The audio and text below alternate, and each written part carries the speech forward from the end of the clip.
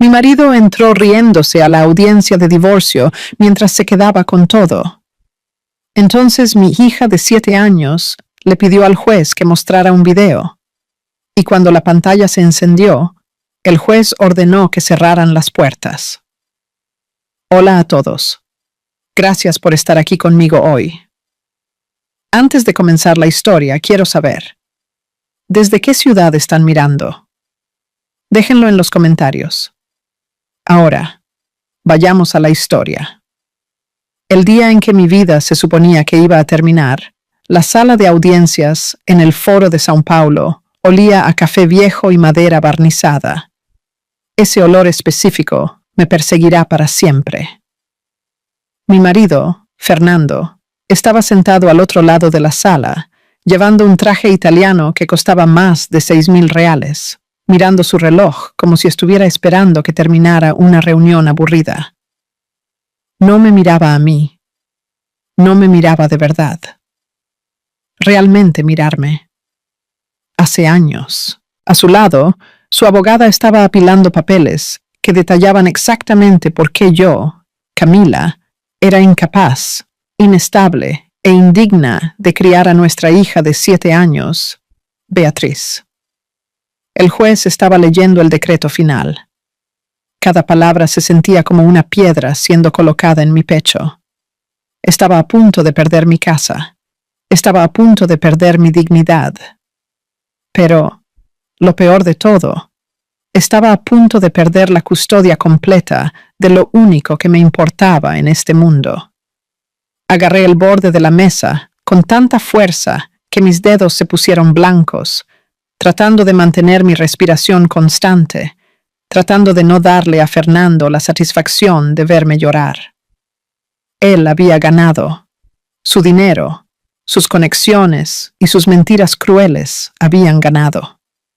Pero entonces las pesadas puertas de madera al fondo de la sala chirriaron y se abrieron. Un silencio cayó sobre todos. Nos giramos. Allí, parada, luciendo más pequeña de lo que nunca la había visto en la inmensidad de esa sala de tribunal, estaba mi hija Beatriz. Ella no debería haber estado allí. Sostenía su mochila contra su pecho, con los ojos muy abiertos y aterrorizados. Pero ella no corrió hacia mí. No corrió hacia su padre. Caminó directamente hacia el estrado del juez, sus pequeños tenis resonando en el suelo de parqué y, en su mano, sostenía una tableta rota y remendada con cinta adhesiva que pensé que había sido destruida hacía meses. Ella miró hacia arriba, al imponente hombre con toga negra, y formuló una pregunta que detuvo mi corazón helado. «Señor juez, ¿puedo mostrarle algo? Papá dijo que mamá no podía saberlo, pero creo que usted necesita verlo». El juez hizo una pausa. Fernando se levantó a medias de su silla, el pánico brillando en sus ojos por primera vez. Lo que sucedió a continuación no solo cambió el veredicto, lo cambió todo. Pero antes de contarles lo que había en esa pantalla, lo que hizo que el juez ordenara al alguacil que cerrara las puertas, necesito contarles cómo llegamos hasta aquí.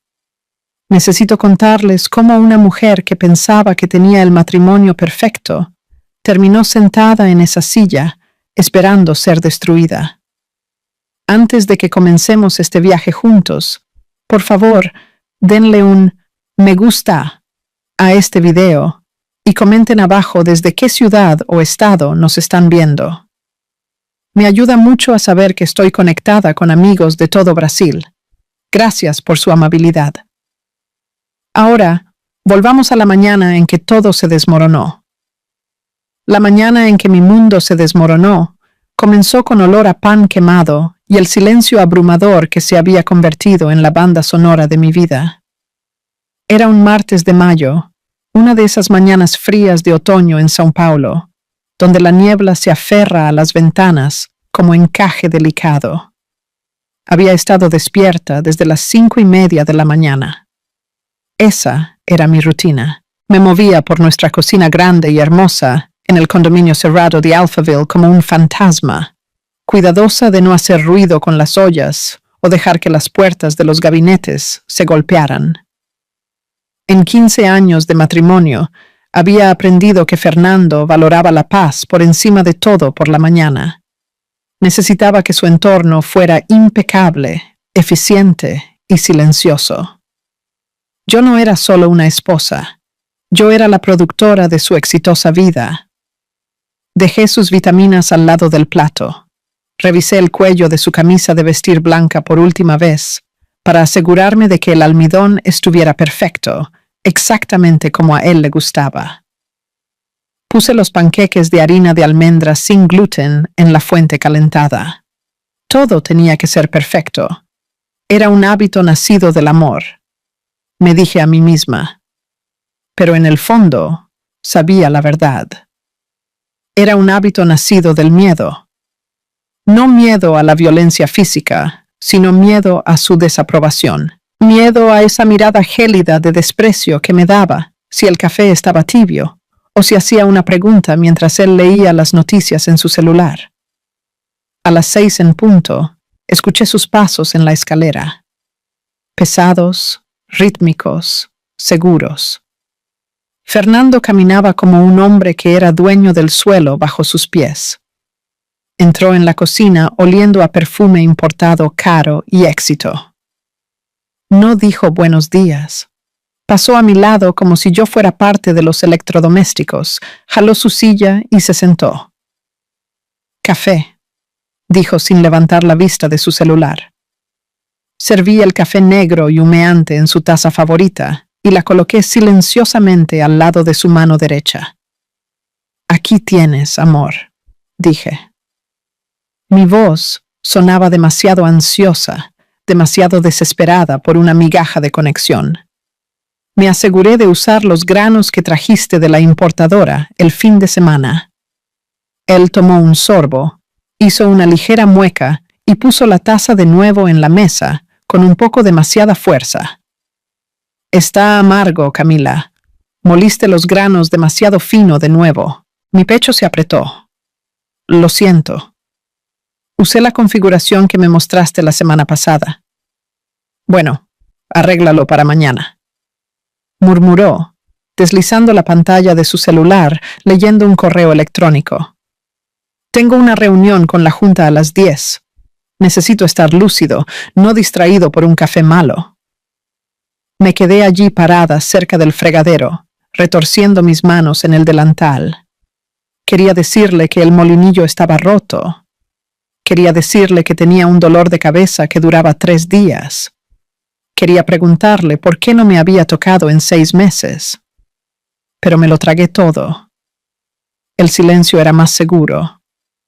Lo miré. Las sienes canosas que lo hacían parecer distinguido. La mandíbula marcada. Era un hombre guapo. Era el hombre por el que había renunciado a todo. Yo solía ser arquitecta de interiores.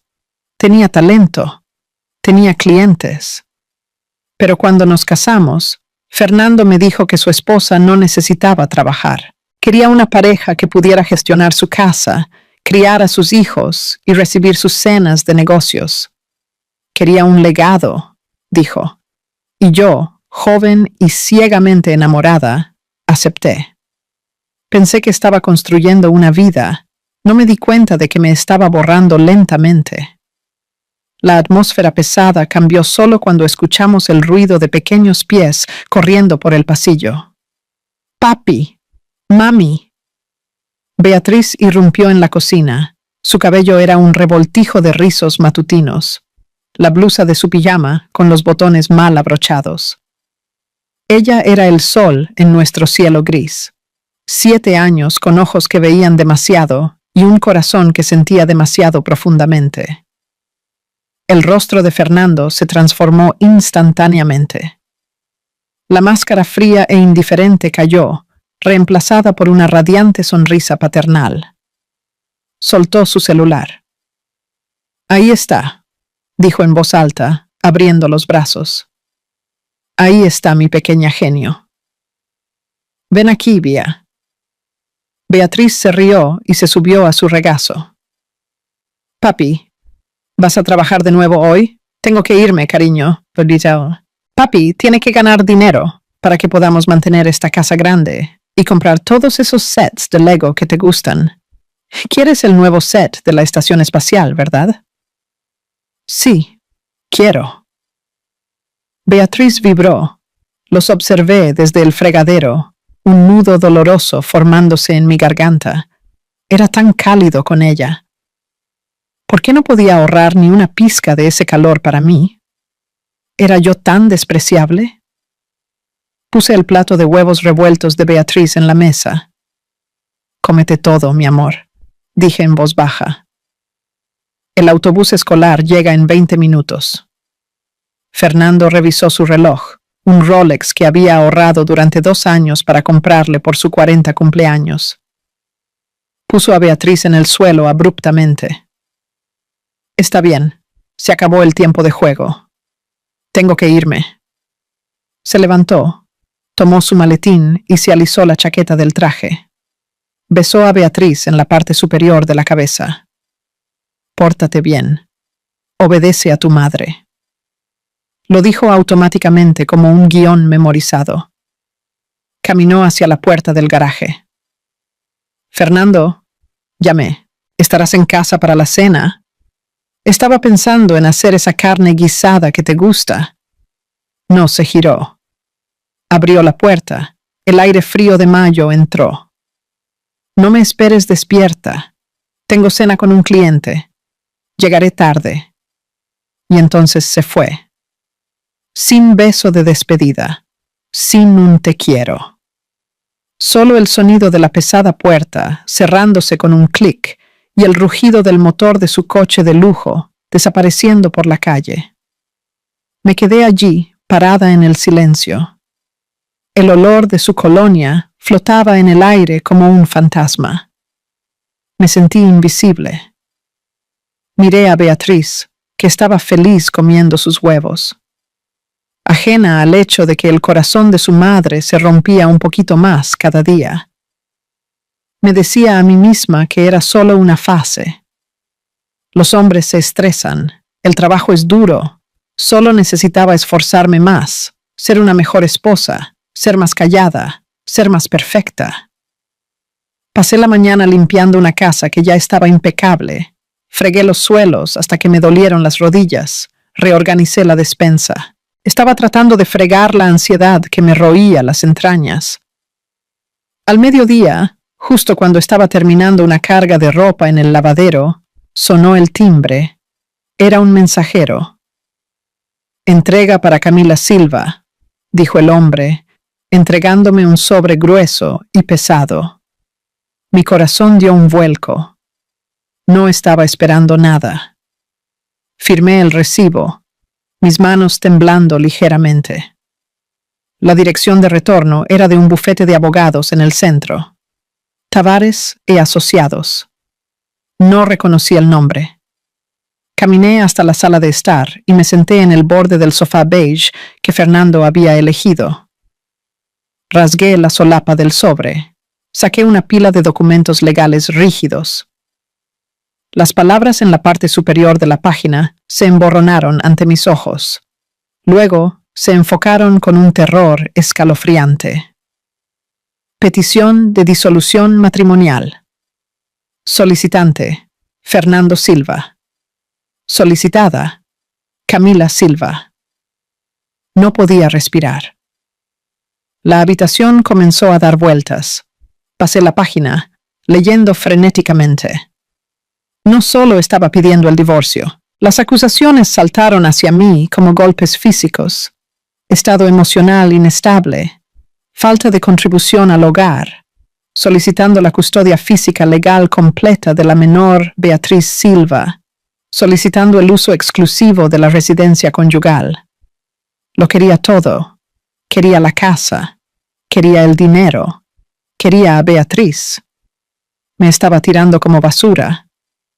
No. Susurré, el sonido ahogándose en mi garganta. No. Esto no puede ser real.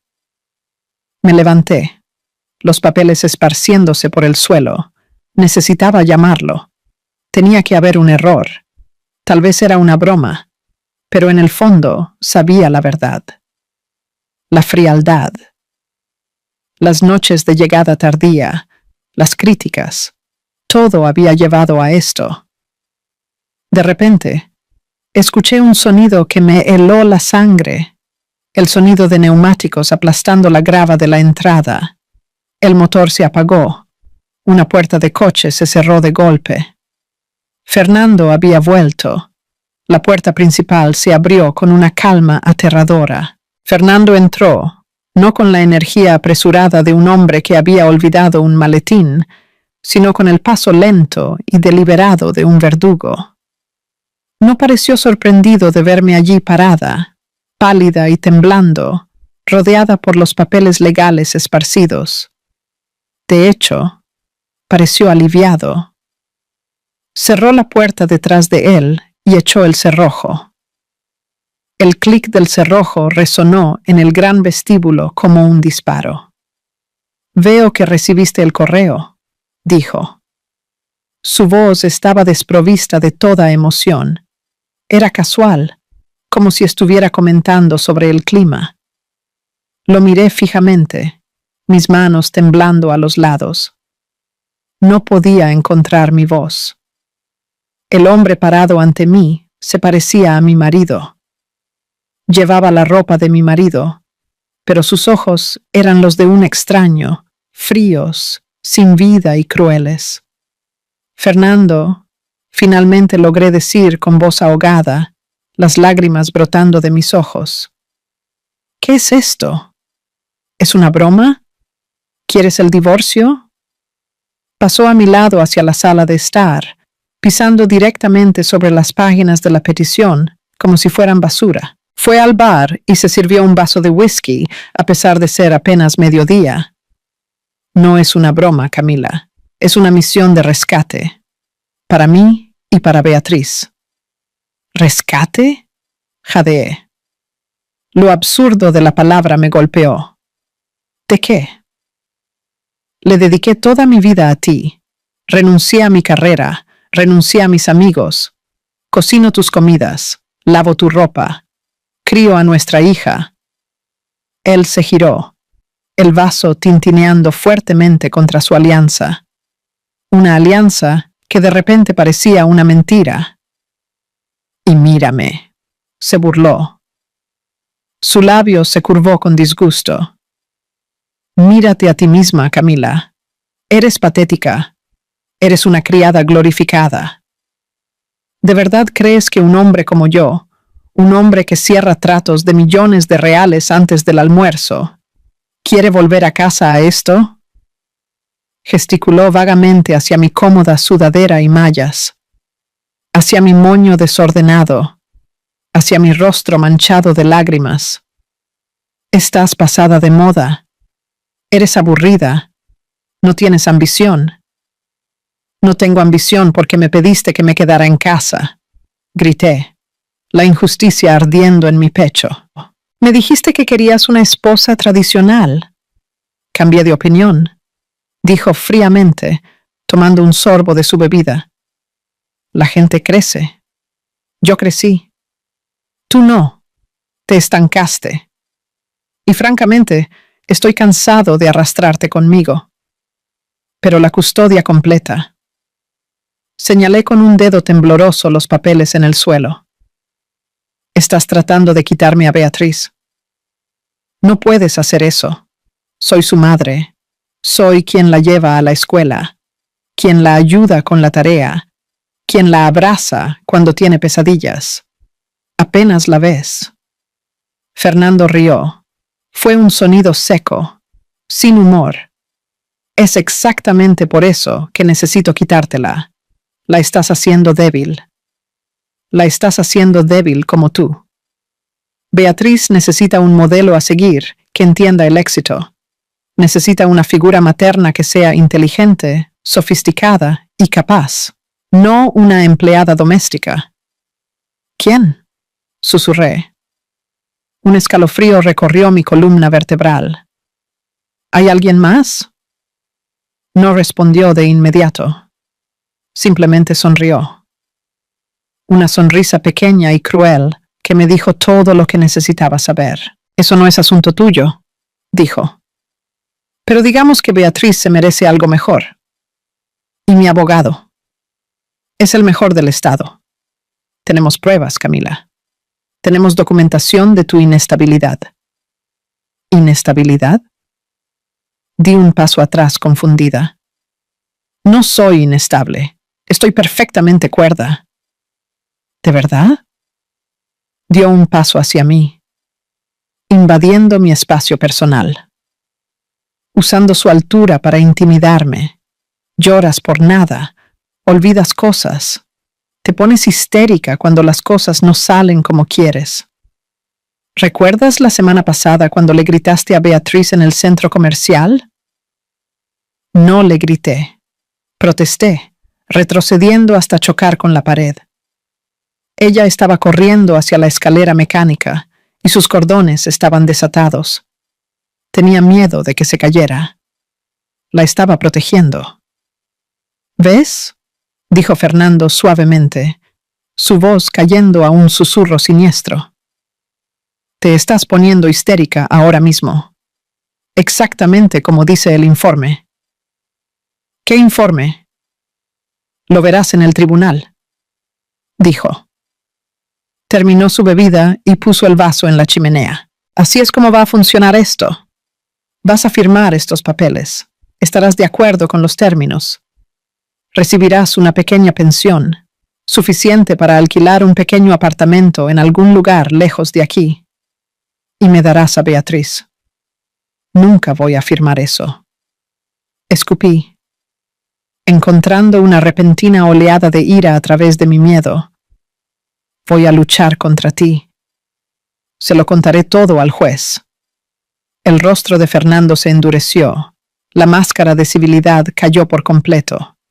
Agarró mi brazo. Sus dedos se clavaron en mi carne. No tienes dinero, Camila. No tienes trabajo. No tienes conexiones. Yo controlé las finanzas durante 15 años. ¿A quién crees que el juez va a creer? ¿Al exitoso director financiero con un historial limpio? ¿O a la ama de casa desempleada y emocional sin bienes? Se inclinó cerca. Su aliento olía a whisky y menta. Si luchas contra mí, te voy a destruir. Me aseguraré de que termines en la calle. Te pintaré como tan loca que tendrás suerte si consigues visitas supervisadas una vez al año. No me tientes. Me empujó. Tropecé y caí sobre la alfombra, aterrizando en medio de los documentos legales. Voy a hacer una maleta, dijo, ajustándose la corbata. Me quedaré en un hotel por unos días hasta que mi abogado consiga la orden de desalojo para ti. Ten tus cosas listas para irte para el final de la semana. Caminó hacia las escaleras, dejándome sollozando en el suelo de la hermosa casa que ya no era mía. Me sentí pequeña, me sentí rota, me sentí totalmente derrotada. Pero mientras lo veía subir las escaleras, tratándome como a un insecto que acababa de pisar, una chispa minúscula se encendió en lo profundo de mis entrañas. No era esperanza. Todavía no. Era el instinto primitivo de una madre que acababa de ser amenazada. Él quería una guerra. No tenía idea de lo que una madre haría para quedarse con su hijo. Antes de continuar, necesito saber que están conmigo en este viaje. Si están siguiendo esta historia, comenten el número 1 abajo. Significa mucho para mí. Ahora, continuemos. Después de que Fernando se fue, la casa cayó en un silencio aterrador. Me senté en el suelo por lo que parecieron horas, mirando los granos de polvo bailando en la luz de la tarde. Mi mente, usualmente tan organizada, era una tormenta caótica. ¿Cómo dejé que esto sucediera? ¿Cómo dejé que se pusiera tan mal? Pero a medida que el shock inicial comenzó a desvanecerse, reemplazado por una claridad fría y dolorosa, me di cuenta de que no me había perdido las señales. Las había ignorado. Las había enterrado bajo capas de excusas, porque la verdad era demasiado dolorosa para enfrentar. Pensé en 6 meses atrás. Fue entonces cuando los viajes de negocios comenzaron a aumentar. Fernando siempre había viajado por trabajo, tal vez una vez al mes, a Río de Janeiro o a Brasilia. Pero de repente estaba fuera todos los fines de semana. Reuniones de emergencia con clientes, decía. Negociaciones de fusión. Volvía a casa, oliendo a jabón de hotel caro y un perfume amaderado distintivo, que ciertamente no era el mío. Cuando le preguntaba al respecto, ponía los ojos en blanco. Son los difusores de ambiente del hotel, Camila. No seas paranoica. No te queda bien. Así que dejé de preguntar. Me dije a mí misma que estaba loca. Luego estaban los cambios de humor. Se volvió crítico con todo. La forma en que me vestía, descuidada. La forma en que me reía, demasiado fuerte. Dejó de usar su alianza de matrimonio en casa, alegando que le irritaba la piel después de jugar al golf. También me tragué esa mentira. Pero la bandera roja más grande, la que debería haberme hecho correr a las colinas, era el dinero. Hace unos 3 meses, intenté comprar un nuevo abrigo de invierno para Beatriz en línea. La tarjeta fue rechazada. Cuando llamé a Fernando, él explotó. Me dijo que estaba gastando demasiado en el supermercado, que el mercado estaba a la baja, que necesitábamos apretarnos el cinturón. Me puso una estricta asignación de efectivo. Me quitó el acceso a las tarjetas de crédito principales, diciendo que necesitaba consolidar deudas. Como una tonta, se lo entregué. Confié en él. Él era el experto en finanzas, después de todo. Necesito saber. Susurré a la habitación vacía. Necesito saber qué tan mal está esto.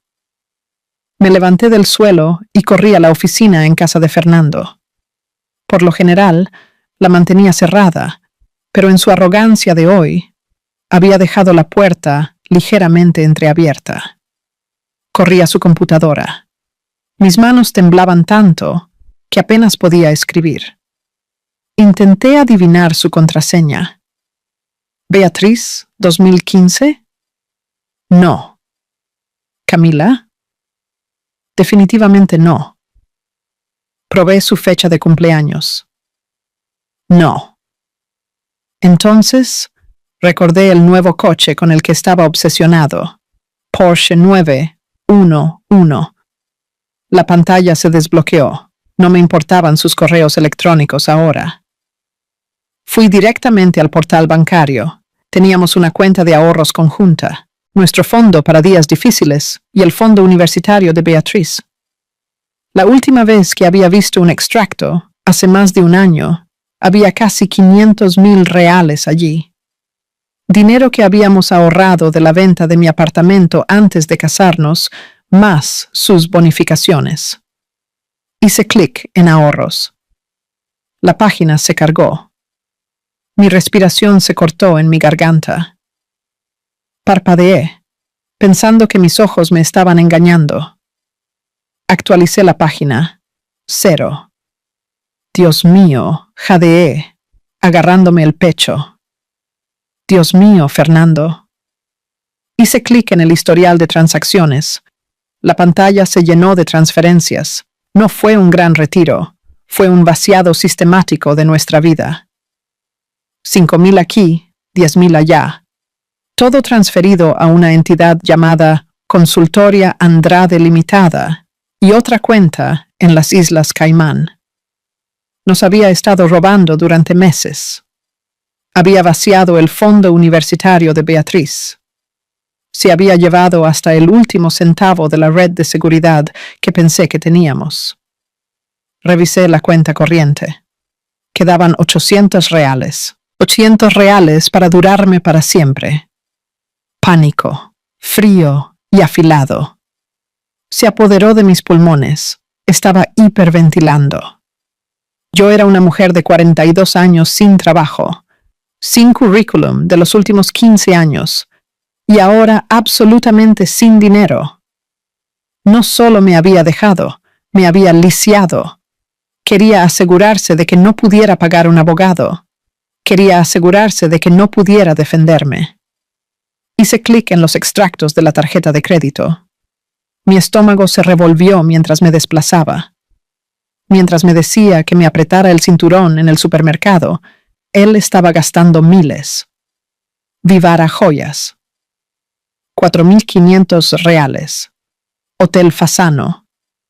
5.800 reales. Daslu. 2.200 reales. Bolsos de mujer. Yo no había recibido ninguna joya. No me había quedado en el Fasano. Y ciertamente no había conseguido un bolso nuevo. Estaba construyendo una vida nueva con otra persona, usando el futuro de mi hija para pagarlo. La rabia que me golpeó entonces era diferente a la tristeza. Era caliente, era cegadora. Lo imprimí todo. Imprimí el saldo cero. Imprimí las transferencias. Imprimí los recibos de joyas. Usé todo el papel de la impresora. Y fui al armario a buscar más. Cuando extendí la mano para agarrar el papel, mi mano rozó una caja en el estante superior. Era una caja vieja y polvorienta, etiquetada como bocetos de Camila. La jalé hacia abajo. Dentro estaban mis viejos cuadernos de bocetos, mi compás de dibujo, mis costosos bolígrafos arquitectónicos, las herramientas del oficio que había abandonado. Toqué el metal frío del compás. Recordé quién solía ser. Solía gestionar sitios de construcción. Solía negociar con contratistas. Solía ser dura. Fernando me había convencido de que Camila, la arquitecta, era demasiado dura, demasiado masculina. Me había moldeado en Camila, la ama de casa. Pero Camila, la ama de casa, no podría sobrevivir a esto. Camila, la ama de casa, estaba arruinada y sin dinero. Si quería salvar a Beatriz, tenía que encontrar esa vieja versión de mí misma. Tenía que dejar de llorar y empezar a calcular. Mi celular vibró en mi bolsillo. Era una notificación de la aplicación de la escuela. El autobús llega en 10 minutos. Beatriz. Me limpié la cara agresivamente con la manga. No podía dejar que me viera así. Tomé la pila de evidencia impresa y la escondí debajo de mi colchón. Me lavé la cara con agua fría. No solo estaba luchando por dinero, estaba luchando por mi hija. Y Fernando Silva había cometido un error fatal. Pensó que quitarme el dinero me hacía débil. Olvidó que una madre con la espalda contra la pared es la criatura más peligrosa de la tierra.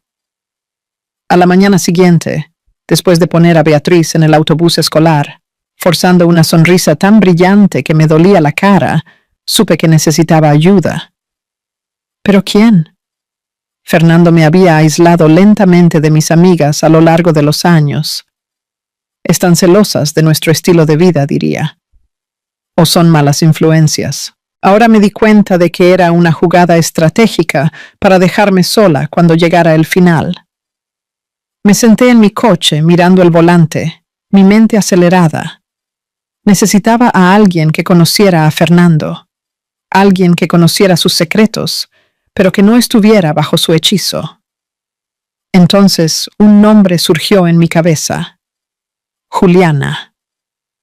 Juliana fue la asistente ejecutiva de Fernando durante 5 años. Era eficiente, amable, y siempre me enviaba mensajes recordándome los cumpleaños de Beatriz. Pero hace 6 meses fue despedida abruptamente. Fernando me dijo que estaba robando material de oficina, pero nunca sonó bien. Juliana era el tipo de mujer que devolvería un bolígrafo si se lo llevaba a casa accidentalmente. Encontré su número en mis viejos contactos. Mi pulgar se cernió sobre el botón de llamada. ¿Siquiera me hablaría? Yo era la esposa del hombre que la despidió. Marqué. Sonó 4 veces. ¿Hola? Su voz era cautelosa. Juliana, soy Camila Silva. Silencio.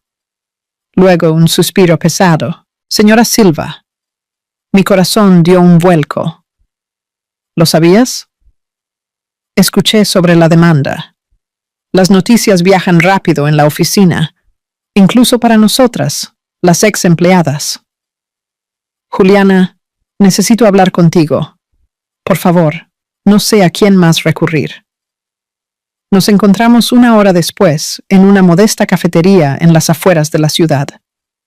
Un lugar donde Fernando no se dejaría ver muerto. Juliana parecía cansada. Estaba revolviendo su café nerviosamente cuando me deslicé en el asiento frente a ella. No tengo mucho dinero, Juliana. Empecé, siendo honesta. No puedo pagarte por información. Pero él está tratando de quitarme a Beatriz. Se lo llevó todo. Juliana levantó la vista. Sus ojos se suavizaron. Es un monstruo, Camila. Traté de advertirte, pero no pude pasar por sus guardianes. ¿Por qué fuiste despedida de verdad?, le pregunté. Juliana miró a su alrededor para asegurarse de que nadie estaba escuchando. No fui despedida por robar material. Fui despedida porque vi los correos electrónicos. Vi los itinerarios de viaje para él y ella. ¿Ella? ¿Ella? Me incliné hacia adelante. ¿Quién es ella? Juliana, por favor. Juliana dudó, el miedo parpadeando en sus ojos. Me hizo firmar un acuerdo de confidencialidad. Si hablo, puede demandarme por todo lo que tengo. Ya me está demandando por todo lo que tengo. Extendí la mano sobre la mesa y agarré la suya. Vació el fondo universitario de Beatriz. Nos dejó con 0. Por favor, Juliana, me estoy ahogando. Juliana se mordió el labio. Miró mi rostro desesperado. Luego, hacia abajo, a su café. Andrade, susurró. Busca la consultoría Andrade. Vi ese nombre en las transferencias bancarias. Dije, ¿es esa una empresa? Es una empresa fantasma, dijo Juliana rápidamente, manteniendo la voz baja. Pero tiene su nombre.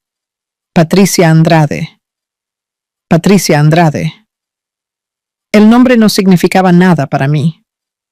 Es psicóloga, reveló Juliana, dejando caer una bomba. Fue contratada como consultora corporativa para la oficina el año pasado. Bienestar corporativo, coaching de liderazgo, ese tipo de cosas. Fernando se enamoró de ella perdidamente. O mejor dicho, ella le clavó las garras. ¿Una psicóloga? Sentí náuseas. ¿Me está dejando por una psicóloga? Es peor que eso, Camila. Juliana se inclinó más cerca.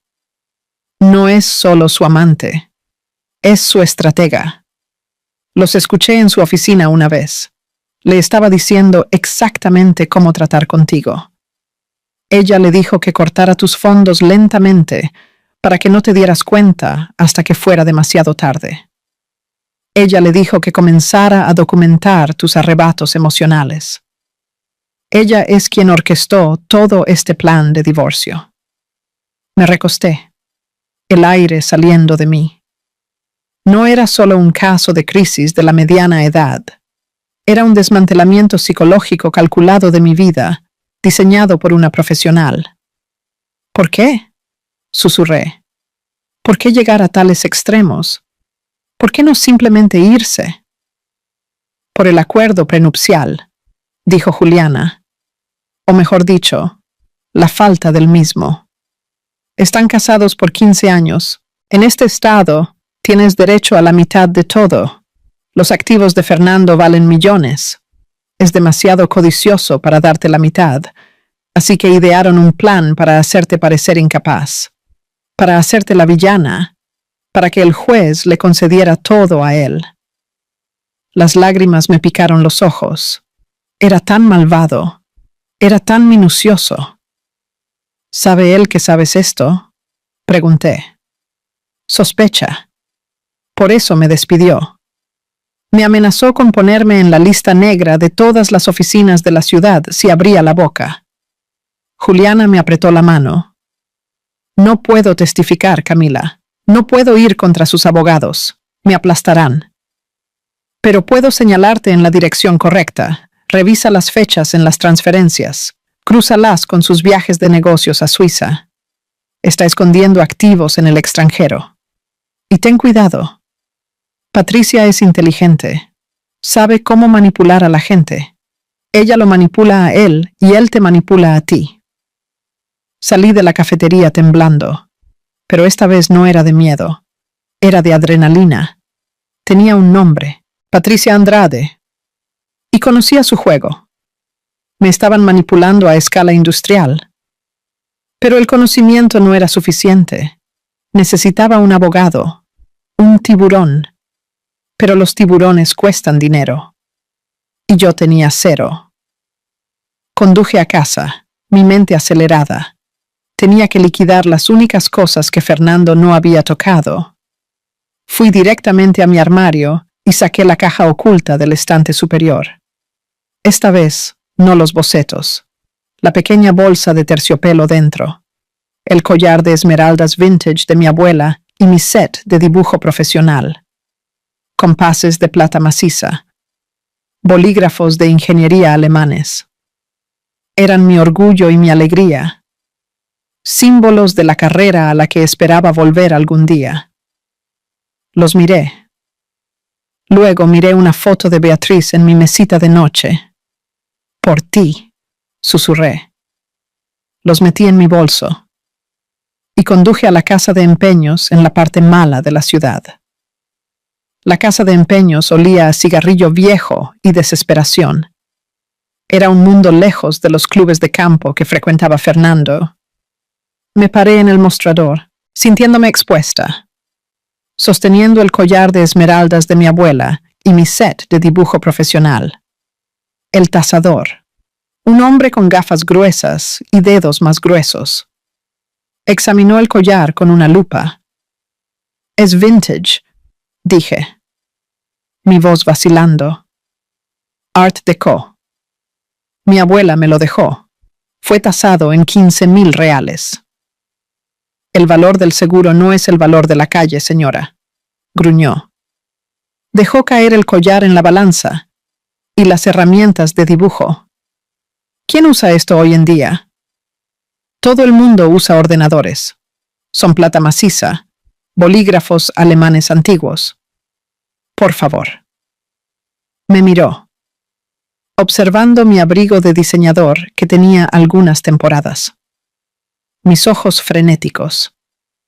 Sabía que no tenía otras opciones. 4,000 por los dos. Dijo. 4,000. Solo este collar vale. Tómalo o déjalo. Me tragué mi orgullo. 4,000. Apenas era suficiente para un anticipo, mucho menos una batalla legal, pero eran 4,000 reales más de lo que tenía esta mañana. Acepto, susurré. Salí con un fajo de dinero en mi bolso, sintiéndome más ligera y más pesada al mismo tiempo. Acababa de vender mi pasado para salvar mi futuro.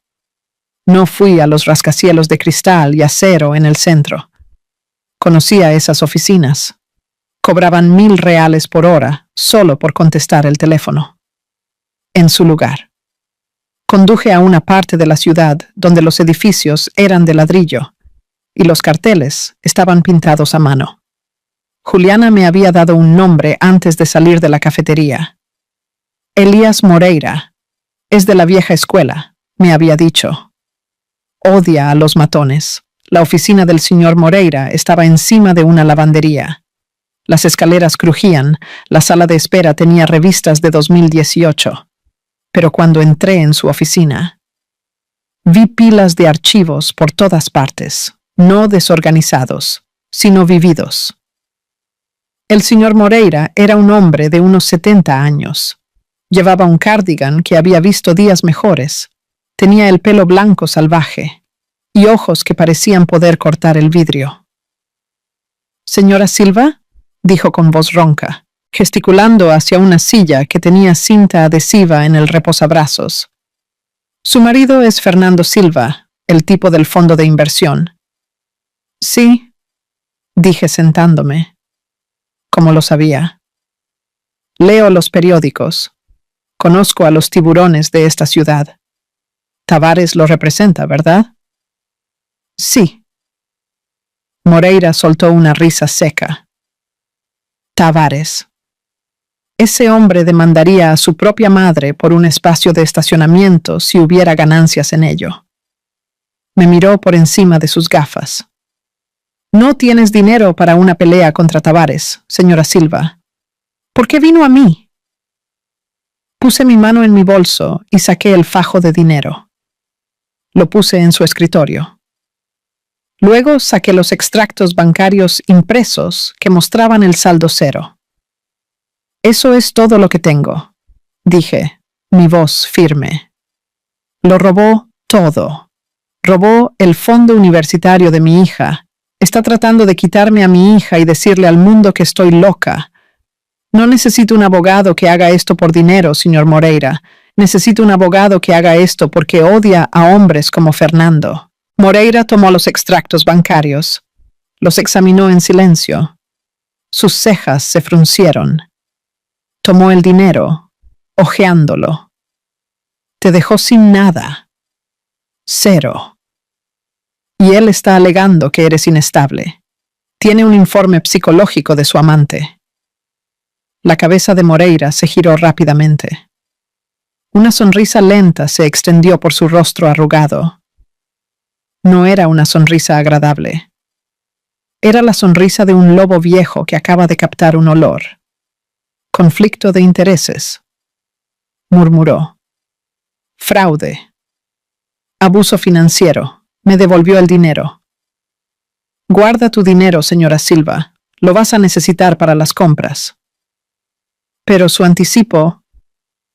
«Lo haremos por contingencia», dijo, abriendo un cajón y sacando una libreta amarilla. «Toma un porcentaje de lo que recuperemos. Y mirando estas transferencias, vamos a recuperar mucho». Se inclinó hacia adelante, su voz cayendo a un gruñido. «Escúchame con atención, Camila. Esto ya no es un divorcio, esto es una guerra. Él quiere jugar sucio».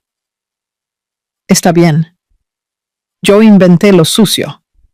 Pero tienes que ser fuerte. Tienes que volver a esa casa. Tienes que vivir con él. Tienes que dejar que piense que está ganando. ¿Puedes hacer eso? ¿Tengo que vivir con él?» Me estremecí. Si abandonas el hogar conyugal, puede alegar abandono. Te quedas. Le dejas lanzar los insultos. Le dejas pavonearse con su ego. Y mientras él está ocupado jactándose, nosotras vamos a excavar. Me entregó un bolígrafo. «Ahora cuéntame todo sobre esa Patricia Andrade». Tomé el bolígrafo. Por primera vez en semanas, no me sentí como una víctima. Me sentí como una cliente. Me sentí como una soldado presentándose a su deber. «Es psicóloga corporativa», dije. «Y huele a sándalo y engaño». Vivir en la misma casa con Fernando después de la demanda fue como vivir en un campo minado. El aire estaba espeso de tensión. Cada habitación se sentía como un campo de batalla. Siguiendo el consejo del señor Moreira, me mudé a la habitación de invitados al final del pasillo. Puse un cerrojo en la puerta. Fernando, arrogante en su supuesta victoria, no me echó. Me quería allí. Quería una audiencia para su triunfo. Parecía sentir un placer enfermizo al verme luchar por conseguir dinero para el supermercado, mientras él hacía alarde de su riqueza. Pero la peor parte no era su crueldad conmigo. Era cómo usaba a Beatriz. 2 días después de ver al señor Moreira, Estaba en la cocina haciendo una cena sencilla de pasta. La pasta era barata. Cuando Fernando entró cargando una caja enorme envuelta para regalo. «Beatriz», llamó, su voz resonando con falsa alegría. «Papá ha llegado». Beatriz corrió a la cocina. Papá dejó caer la caja sobre la mesa, justo encima de los manteles individuales que había puesto. «Ábrelo, princesa». Beatriz rasgó el papel. Era el set de Lego de la misión espacial, el que costaba casi 600 reales, el que ella había estado suplicando.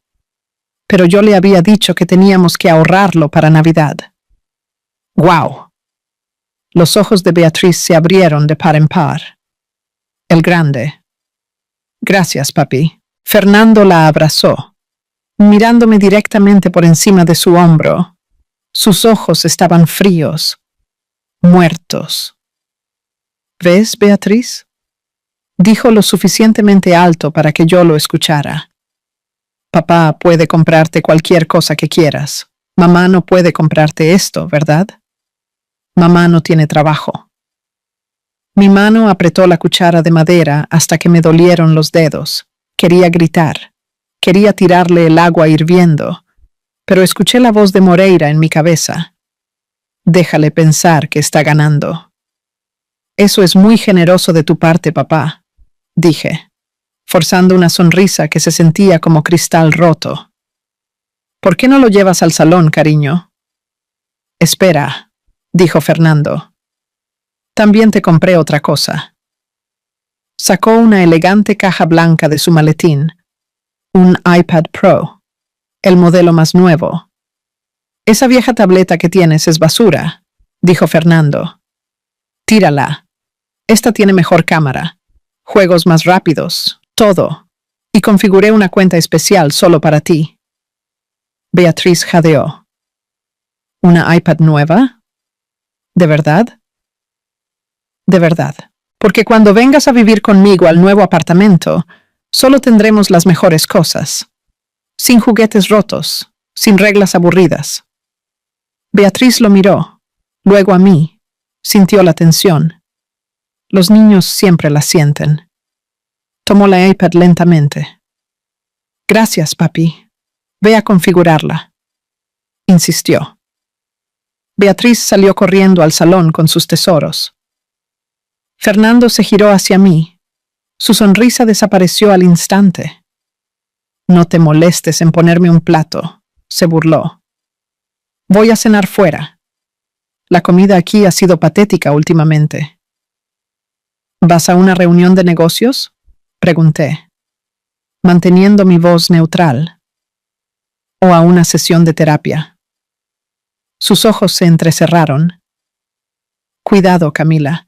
Estás patinando sobre hielo fino». Tomó sus llaves y se fue. Me quedé en la cocina, temblando.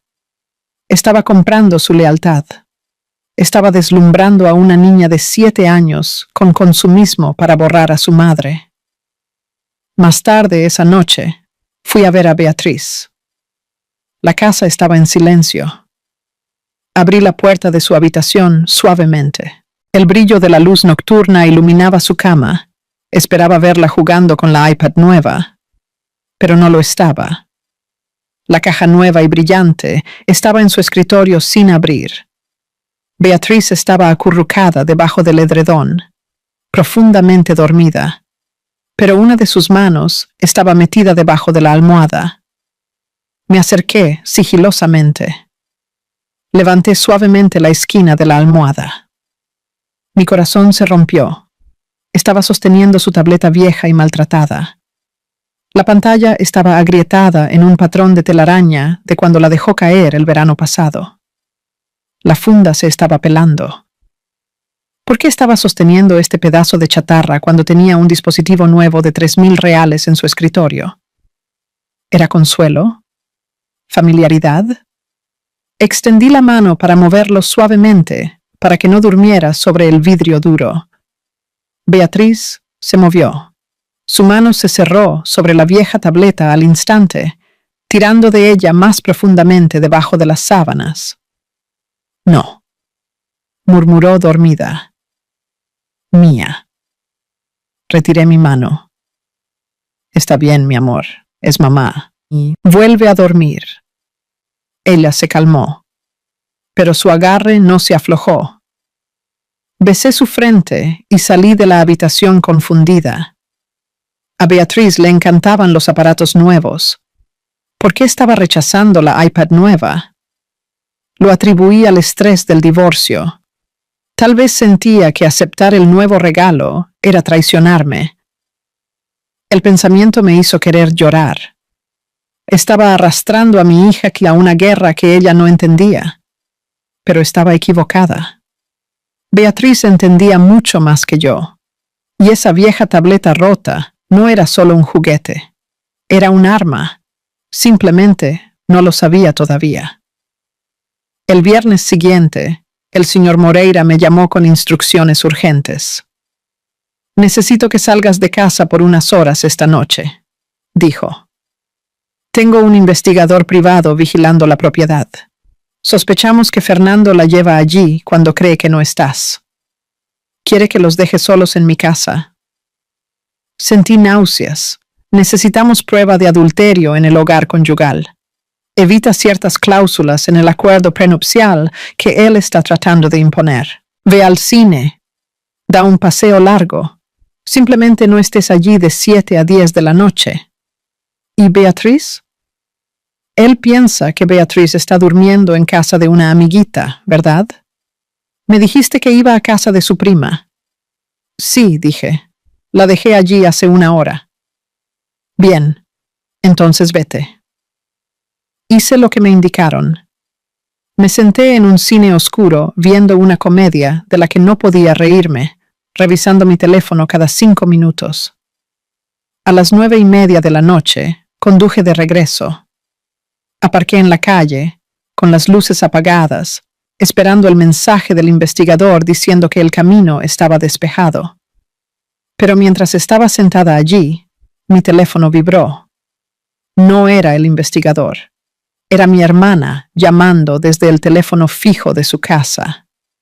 ¿Camila? Sonaba en pánico. ¿Recogiste a Beatriz? ¿Qué? No. Ella está en tu casa. No lo está, dijo mi hermana. Estábamos jugando al escondite en el patio trasero. Entré a buscar jugo y cuando volví, ella se había ido. Su mochila había desaparecido. Pensé que tal vez habías venido a recogerla temprano. Agua helada inundó mis venas. No la recogí. Dios mío, estoy buscando por todas partes. Camila, estoy llamando a los vecinos. Colgué y encendí el coche. Pánico, crudo y cegador se apoderó de mí. ¿A dónde iría? Tenía 7 años. Entonces caí en la cuenta.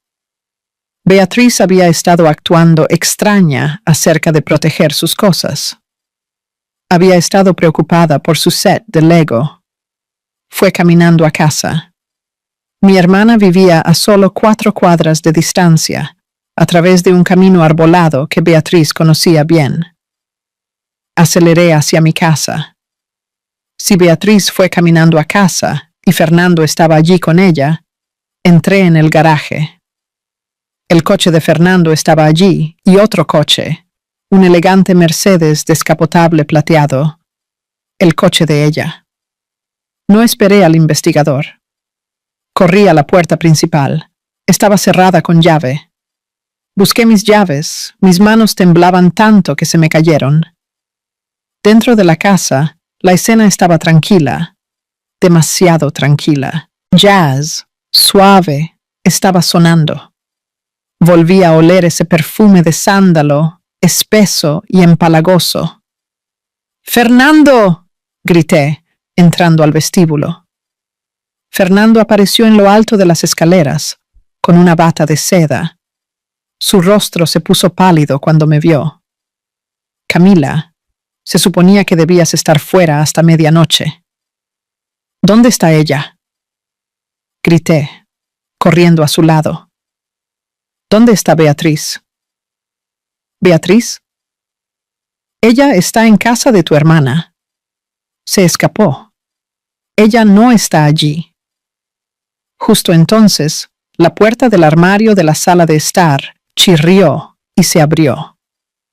Ambos nos congelamos. Beatriz salió. Todavía llevaba su abrigo y su mochila. Parecía aterrorizada, sus ojos saltando entre mi padre y yo. Beatriz. Me arrodillé y la abracé. Dios mío, me asustaste muchísimo. ¿Por qué te fuiste de casa de tu tía? Quería mi Lego, susurró contra mi hombro. No quería que papá se lo diera a ella. ¿A ella? Mi sangre se heló. Miré hacia arriba. En lo alto de las escaleras apareció una mujer. Era deslumbrante, cabello oscuro y liso, cayendo hasta sus hombros, vestida solo con una camisa de Fernando. Tenía esa sonrisa tranquila y clínica que imaginé que usaban los psicólogos. Debe ser Camila, dijo.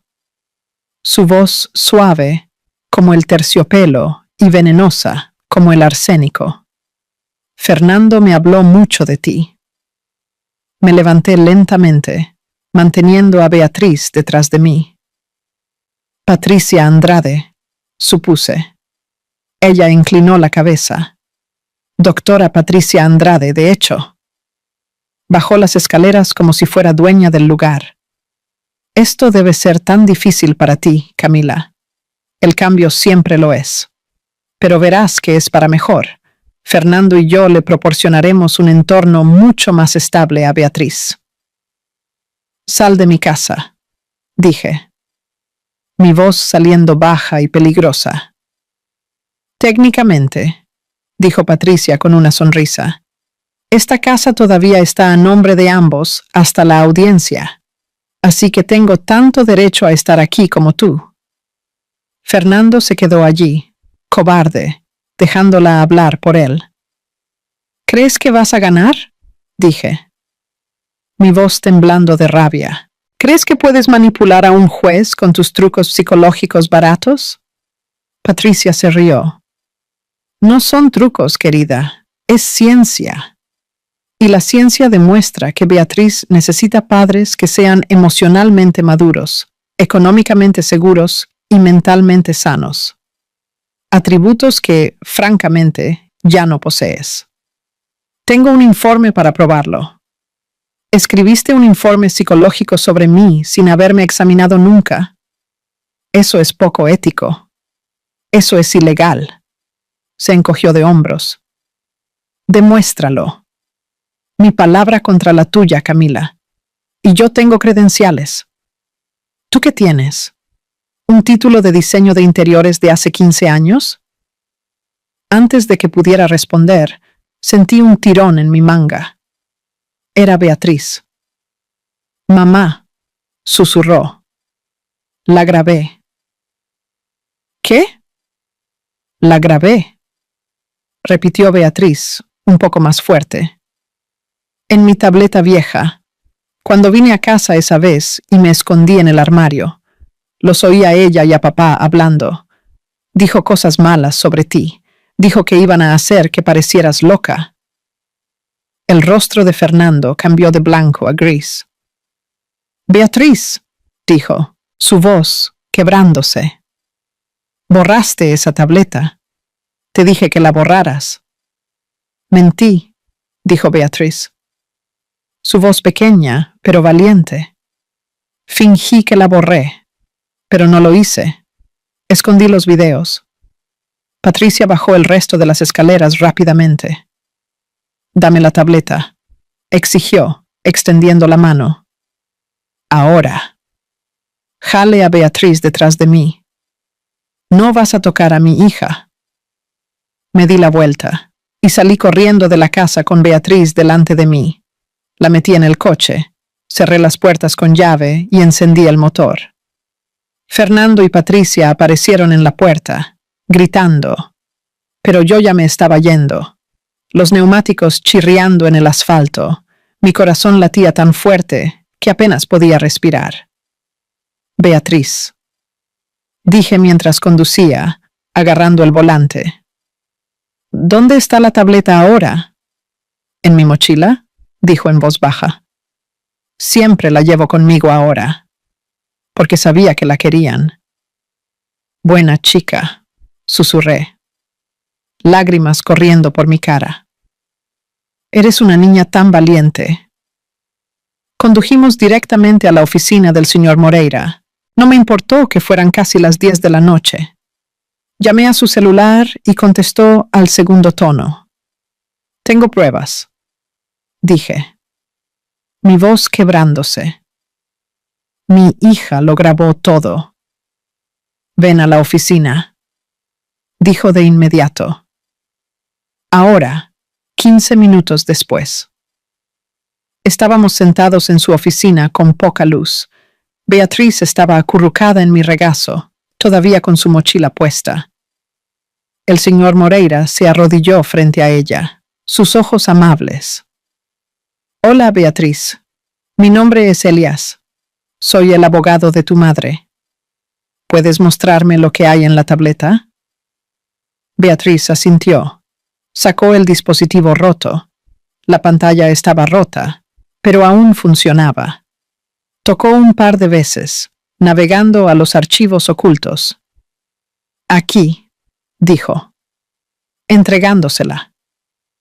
Moreira conectó la tableta a una laptop. Abrió el archivo de video. La calidad era mala, filmado desde la rendija del armario, pero el audio era nítido. La voz de Patricia resonó en la habitación. Tienes que hacer que se altere, Fernando. Provócala. Críticala. Córtale el dinero aún más cuando explote. Y explotará. Documentas todo. Graba si puedes. Cuando lleguemos a la corte. Testificaré que tiene un trastorno límite de la personalidad. Ningún juez le dará un hijo a una mujer inestable.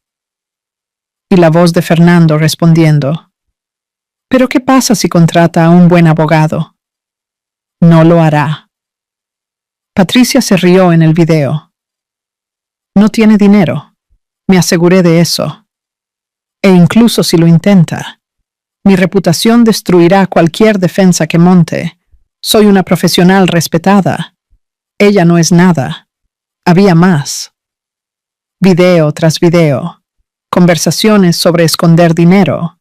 Conversaciones sobre sobornar a testigos. Conversaciones sobre hacer que Beatriz dijera cosas malas sobre mí. El señor Moreira observó todo en silencio. Cuando los videos terminaron, se recostó en su silla. Su rostro era ilegible. Señor Moreira, dije nerviosamente, ¿esto ayuda? Me miró. Luego una lenta sonrisa se extendió por su rostro. ¿Ayuda? Camila. Esto no ayuda. Esto gana. Esto es conspiración para cometer fraude. Esto es mala conducta profesional. Esto es manipulación de una menor. Patricia Andrade va a perder su licencia. Fernando va a perderlo todo. Se frotó las manos. Iremos a la corte el lunes por la mañana y solicitaremos una audiencia de emergencia. Y eso fue exactamente lo que hicimos, el lunes por la mañana. Cuando el juez convocó la audiencia, Fernando y su abogada parecían confiados. Tenían sus trajes caros, sus maletines de cuero, sus pilas de evidencia fabricada. Fernando incluso me sonrió cuando entré, una sonrisa arrogante que decía que ya había perdido. Pero entonces las puertas se abrieron y Beatriz entró. Ella no debería haber estado allí, pero el señor Moreira había presentado una moción especial, permitiéndole presentar evidencia. Caminó hasta el frente de esa sala de tribunal, sosteniendo esa tableta rota. Miró al juez. Señor juez, ¿puedo mostrarle algo? Papá dijo que mamá no podía saberlo, pero creo que usted necesita verlo. El juez me miró. Luego al señor Moreira. Consejero, ¿qué está pasando aquí? Su señoría. Moreira se puso de pie. La menor tiene evidencia grabada que es crucial para este caso. Evidencia de conspiración para cometer fraude procesal y mala conducta profesional. ¿Conspiración? La abogada de Fernando se levantó. Esto es ridículo. Esto es claramente una táctica de dilación de la parte. Entonces deja que la niña muestre lo que tiene, dijo el juez. Si no es nada, cerraremos esto y seguiremos adelante. Beatriz conectó la tableta al sistema de presentación del tribunal con la ayuda del alguacil.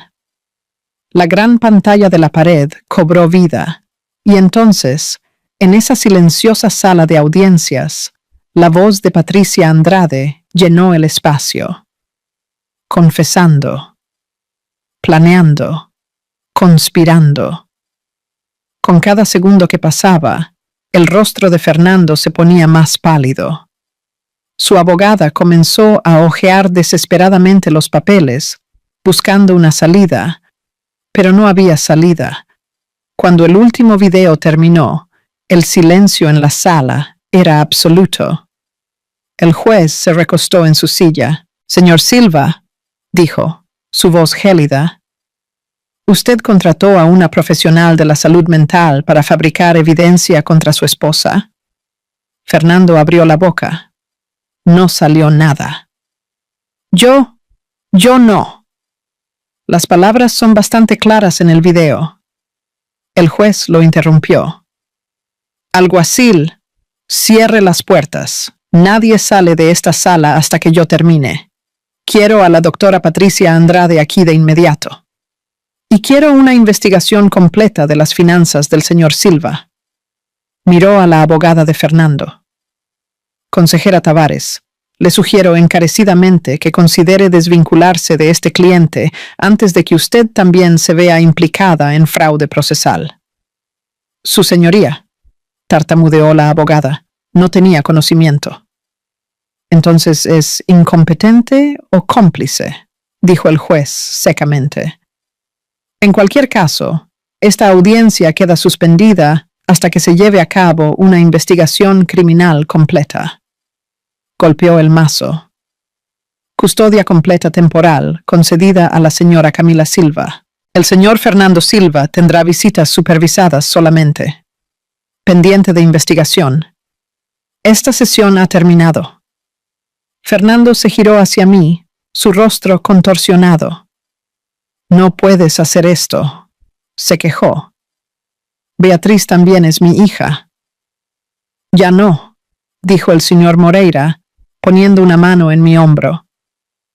Renunciaste a ese derecho cuando conspiraste para destruir a su madre. Nos vemos en el tribunal penal, Fernando. Abracé a Beatriz y salí de esa sala de audiencias. Por primera vez en meses podía respirar. En las semanas que siguieron, todo se desmoronó para Fernando y Patricia. La investigación reveló más de 800,000 reales escondidos en cuentas en el extranjero. Patricia perdió su licencia de psicóloga. Fue acusada de fraude y conspiración. Fernando fue acusado de ocultación de activos, fraude procesal y abuso financiero. Su empresa lo despidió. Sus socios lo demandaron. El hombre que lo tenía todo, que me dijo que yo no era nada, terminó perdiéndolo todo. La casa fue vendida, el dinero fue dividido. Más de la mitad vino a mí y a Beatriz. Usé parte para abrir mi propia oficina de arquitectura. Pequeña al principio, pero mía. Contraté a 2 asistentes, jóvenes, talentosas, ambiciosas. Me prometí a mí misma que nunca le diría a una mujer que renunciara a sus sueños por un hombre. Beatriz floreció. Sin la atención de la casa, sin los juegos psicológicos, volvió a ser la niña feliz que recordaba. Todavía tenía la tableta vieja y rota. La guardaba en una caja especial en su habitación. Esta tableta salvó a nuestra familia. Me dijo una vez, «La guardaré para siempre, Las visitas supervisadas de Fernando ocurrían una vez al mes. Siempre llegaba tarde, apenas miraba a Beatriz, sin una audiencia que impresionar, sin una imagen que mantener. Su amor se reveló como lo que siempre fue: falso. Un año después de la audiencia, estaba en mi oficina cuando recibí una llamada de la trabajadora social. «Señora Silva», dijo. «El señor Silva está renunciando a sus derechos parentales. Firmó los documentos esta mañana». Mi corazón no se rompió. No quedaba nada allí para romperse cuando se trataba de Fernando. «¿Está bien?», pregunté. Más por cortesía que por preocupación. Está viviendo en un pequeño apartamento en Osasco. Perdió su coche. Trabaja como consultor independiente.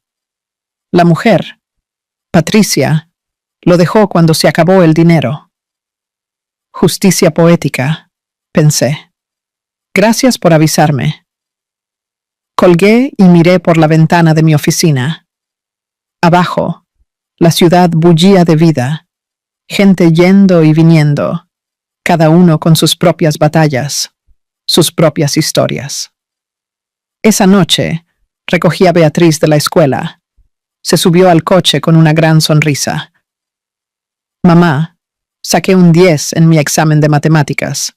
Sabía que lo harías», dije, alborotando su cabello. «Eres brillante». «Igual que tú», dijo. «La maestra dijo que cuando sea mayor, puedo ser arquitecta como tú, o ingeniera, o astronauta. Lo que quiera». «Lo que quieras», repetí. Mi voz embargada. «Puedes ser lo que quieras ser, mi amor, y nadie te lo quitará jamás». Mientras conducíamos a casa, a nuestro acogedor apartamento en Pinheiros, lejos de la fría mansión de Alphaville, me di cuenta de algo. Había perdido una casa, pero había recuperado mi vida. Había recuperado a mi hija. Me había recuperado a mí misma. Fernando había intentado destruirme. Había urdido el plan perfecto con la ayuda de una profesional manipuladora. Tenía todo el dinero, todo el poder, todas las conexiones. Pero había subestimado dos cosas: el coraje de una niña de 7 años y la fuerza de una madre luchando por su hija. Al final, no fue su dinero lo que ganó, no fue su estatus, no fueron sus mentiras, fue la verdad. Simple, grabada en una tableta rota, sostenida por pequeñas manos valientes. Fue amor. El amor verdadero que una madre siente por su hija. El tipo de amor que no se puede comprar, manipular o destruir. Algunas noches todavía me despierto sudando frío, recordando esa sala de audiencias, recordando el miedo, pero luego miro hacia la habitación de al lado, donde Beatriz duerme en paz, segura, amada y protegida. Y sé que valió la pena. Cada lágrima, cada noche sin dormir, cada momento de terror. Valió la pena, porque al final ganamos. No solo en el tribunal, sino en la vida. Hoy, 3 años después, mi oficina de arquitectura tiene 15 empleados. Diseño casas para familias, espacios llenos de luz y amor. Cada proyecto es una declaración. Puedes empezar de nuevo. Puedes reconstruir. Puedes ser más fuerte de lo que nunca fuiste. Beatriz ahora tiene 10 años. Está en el equipo de robótica de la escuela. Quiere ser ingeniera espacial. Todas las noches, cuando la acuesto, me hace la misma pregunta. «Mamá, ¿crees que soy valiente?» Y doy la misma respuesta. «Eres la persona más valiente que conozco. Salvaste a nuestra familia. Eres mi heroína». Y es verdad, porque sin esa tableta rota, sin su coraje para presionar el botón de grabar, sin su fuerza para guardar ese secreto hasta el momento adecuado, no estaríamos aquí. Fernando intentó convencerme de que yo no era nada, que era solo un ama de casa patética sin valor. Pero se equivocó. Yo era una madre, y no hay fuerza más grande en el mundo que una madre protegiendo a su hijo. Así que, si estás escuchando esto y estás pasando por algo similar, si te sientes pequeña, invisible, sin poder, quiero que sepas una cosa. Eres más fuerte de lo que crees. Eres más valiosa de lo que nadie te haya dicho, y te mereces más. No dejes que nadie te borre. No dejes que nadie te robe tus sueños, y nunca, nunca subestimes el poder de la verdad, porque al final, la verdad siempre gana, siempre. Gracias por escuchar mi historia. Si tocó tu corazón, si te dio fuerza, por favor, dale un me gusta. Comenta abajo diciéndome lo que pensaste. Y suscríbete al canal para más historias de justicia, coraje y superación. Recuerden, no están solos. Todos estamos juntos en este viaje. Un gran abrazo y hasta la próxima historia.